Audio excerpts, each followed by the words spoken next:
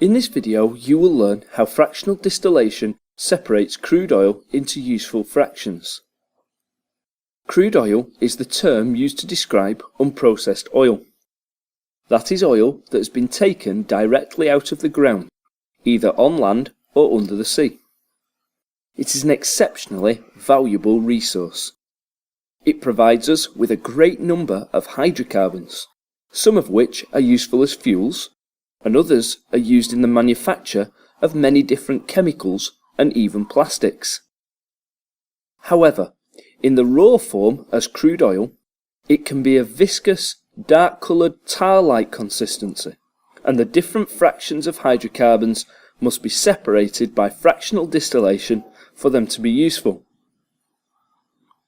Before we understand how fractional distillation works, we should be clear that crude oil is a mixture of hydrocarbons with different chain lengths, some being short molecules and some being very long. Intermolecular forces act between molecules, and the longer the molecule, the greater the intermolecular force. As you can see here, the small molecules have weaker intermolecular forces, and so will require less energy to break them apart and turn them into a gas. They have a lower boiling point. The longer molecules have greater intermolecular forces. More energy is required, a higher temperature will be needed to evaporate these molecules. They have a higher boiling point. Now we understand how chain length is related to the boiling point of a molecule. Let us look at how this method works.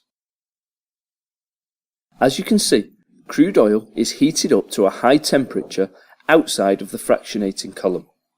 The hot crude oil, now mostly in vapour form, is pumped into the column.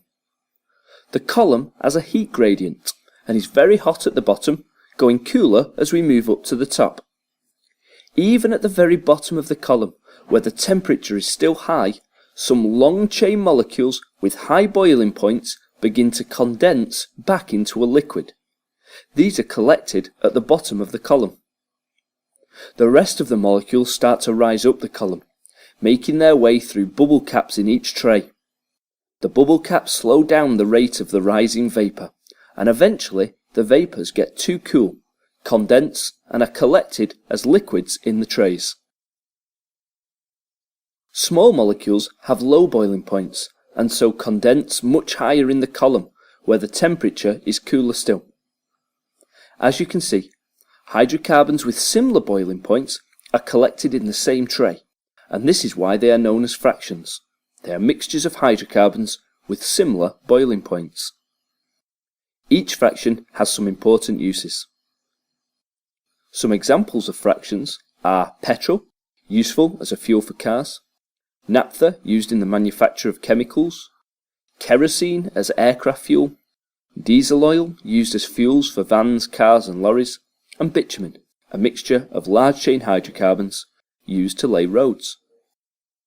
Now, at the end of this video, you should understand that crude oil is a mixture of important hydrocarbons, and that fractional distillation is the method used to separate crude oil into useful fractions with similar boiling point. You should understand that small chain molecules are collected at the top of the column since they have lower boiling points, and larger chain molecules are collected further down the column as these have higher boiling points.